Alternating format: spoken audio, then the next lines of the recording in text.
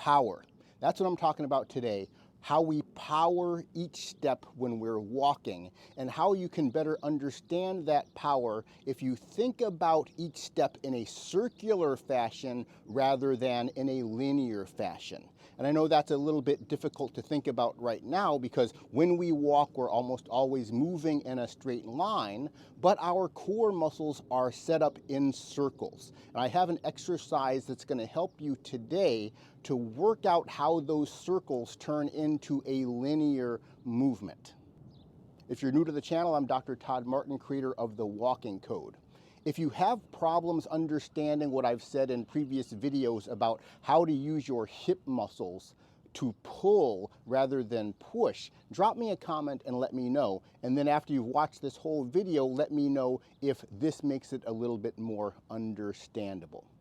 So first of all, I've talked about in many of my videos how we are using the front of the hip muscles to pull the body forward into a step rather than the back muscles to push. Many people feel, if they even think about it, that they are using the muscles in the back, the glutes, to push the body forward. And if you watch other videos on YouTube, they'll almost always be talking about pushing the body. But if we think about it more logically, we're going to understand that we are not really pushing with the glutes, these muscles in the back. Even though the leg is going behind the body, which makes it appear that I must be using the glutes to extend, it's kind of an optical illusion because we're really moving in a circle. And so this exercise I'm going to set up for you is going to help you understand that. And I haven't done this very particular exercise before. So what we're going to do is set up, and I'm going to angle myself this way. So my right foot's going to be facing out at a 45-degree angle from the camera. And I'm setting myself up with my weight all over the right foot, and our core is active in any one of these positions. It's rotating. I have upper waist rotating either clockwise or counterclockwise. My lower abs are rotating either clockwise or counterclockwise, and I also have rotation that's coming from the hip muscles. And how those muscles coordinate together is going to determine how we move. So in this position, I'm going to set up with my lower abs activated on my right. So I'm rooting my right leg to the ground. I have no root on the left. That's the lower abs that are doing that.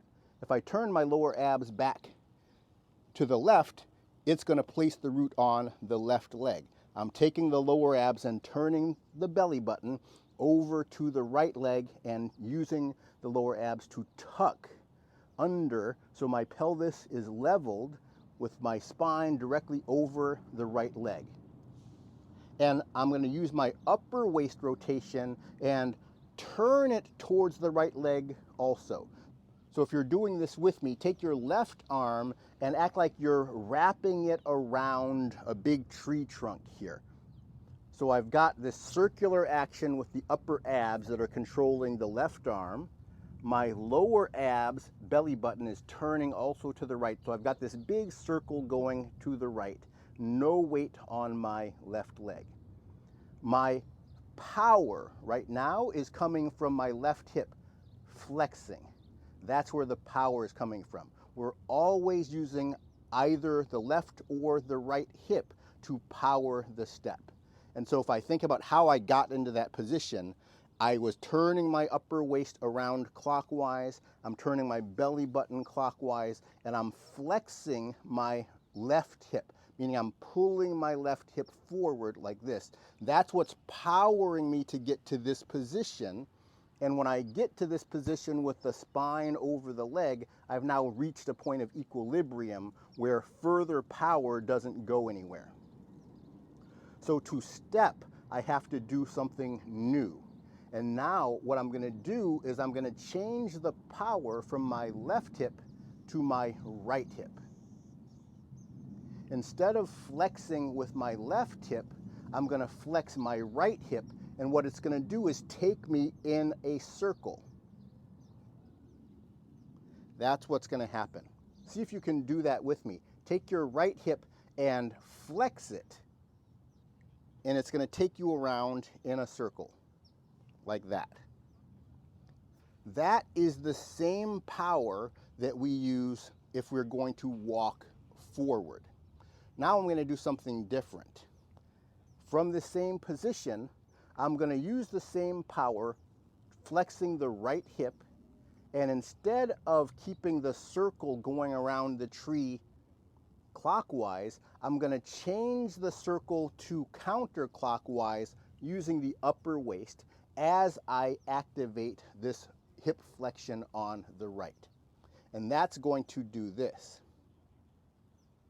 It's going to create a step circling around, but in a different manner. So instead of circling backwards around the right leg as an axis, when I flexed this way, I'm still circling around, but the axis is changing, and now I'm going to circle around that way because I've turned the upper waist in the opposite direction. So I'm still moving in a circle, but the power was the same. Now, one thing you may notice here is because of where my foot is positioned relative to my body, when I was circling this way, the circle is moving backward relative to my leg. But when I circled this way, counterclockwise, the circle becomes forward relative to my leg. But I didn't do anything different with the hip. It was hip flexion the whole time. Now what I'm going to do is do the third and final connector, and I'm going to begin in the same position, but before I switch the power to the right side, I'm going to switch the curve of the upper waist from clockwise to counterclockwise, and then now I'm going to engage the power, and then now I'm stepping forward.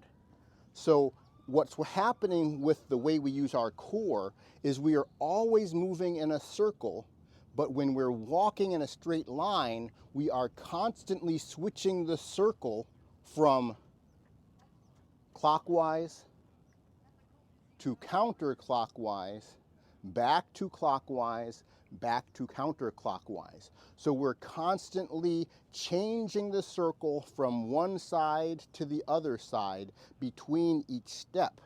And that is what gives us this linear walk. You might have seen a lot of videos on YouTube about walking backwards. Walking backwards uses the same power from the hips as walking forward. Even though when I walk backwards, it's a lot easier to see that the hip is flexing because the hip is moving, or the leg is moving in front of the body as I move backwards, as opposed to when I move forward, the leg is moving behind the body. But the power is the same in either case. I'm using the hip flexors in the front of the core to pull the body forward, and when I do that, my upper waist is always turning toward the swing leg. That gets me to go forward. If I want to go backwards, my upper waist is going to always turn towards the standing leg. But I'm still flexing. I'm still using the power of flexion of the standing leg hip to power the motion backwards. That's hip flexion, and it's easy to see that it's hip flexion because the leg is going in front of the body. And I'm using my arm to reflect the rotation of the upper waist. But if I do the rotation in the opposite direction, the same hip action gets me to go forward. So that is the power coming from the front of the hips. Now people ask me a lot, well, why aren't we using our glutes? The glutes are such a powerful muscle. Of course we must be using the glutes to walk. But it's not that we're not using the glutes at all. We do use the glutes in this very particular portion of the gait. After my heel touches the ground, my glutes on the left are being used to extend the hip or slow down the flexion of the hip between the time the heel hits and the foot hits the flat position. That's glute action, glute maximus. So the glute maximus is activated here, and then the glute maximus shuts off at that point as I now use the hip flexors to pull forward. Now you're still gonna feel tightness in your butt here because that's your gluteus medius. The gluteus medius on the side back of the butt is going to be active anytime you're in single leg stance because it is keeping your pelvis from falling over this way. If you are going to balance on one leg, your gluteus medius is tilting your pelvis back up into this position. So when you're feeling the glutes, you're not feeling the glute max in the back of the butt. You're feeling the gluteus medius, which is keeping the pelvis stable this way. It's not pushing your leg back.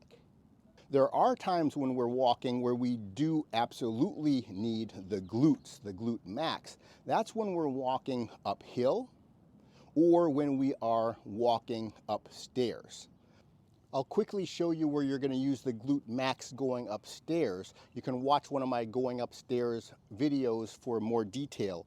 But we're using the glute max in the back leg, the one on the rear leg, to push the body forward and up.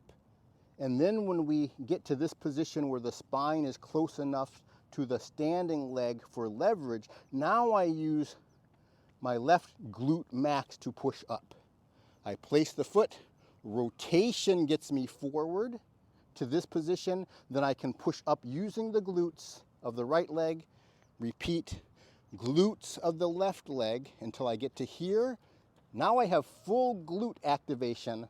Now to move forward, I have to do what I normally do on level ground, which is pull from the muscles in the front of the hip. When we're walking uphill, and I'm not going to be on a slope right now, but when we're walking uphill, I'm going to do the same pattern that I would do if I was on a slope. We have to push the body forward with the glutes of the rear leg to get to this position when we are on a slope. So I'm extending from my glutes in the back here to push myself forward. If I'm on a slope, if I don't push with the rear leg glutes, I'm just going to fall backwards. So we need the glutes to push ourselves into this position. And once we're in this position, then we are going to lift the body up to a standing position using the hip flexors in the front, just like when walking on level ground. But instead of moving the body forward, when we're in this position with extended glutes on the rear leg, as I hip flex, it's just going to stand me up. So this is the portion when we're walking uphill where you basically lift the body up. And then we're going to use the glute max in the back to push forward. And then we start the process over again, also coordinating with the rotation of the upper waist. So we're using both the hip flexors and hip extensors when walking up a hill. Hip flexors to pull the body into the standing position and hip extensors to move the body forward of the standing leg foot. So there's a complex interchange between our glute max and our hip flexors when we are moving. And it depends on what sort of ground we're walking on. When we're walking downhill, we don't have to push at all. We're still using the glute max as we shift weight forward in order to keep the pelvis level, but then we're using the hip flexors of the swing leg to circle through, and then we're going to use the glutes of the swing leg to reach the swing leg down. That's what's going on when we are walking downhill. So we absolutely do need that glute max when we're moving. It's just not always to push the body forward. So I hope this makes a little bit more sense if you've watched some of the other videos and still had some challenges with understanding hip flexors to pull versus glute max to push. And if it did make any more sense to you, drop a comment and let me know. All right, I hope you enjoyed the video. If you haven't already clicked the like button, please do so. If you're a new person here who has not subscribed yet, go ahead and subscribe to the channel, and I'll see you in the next one.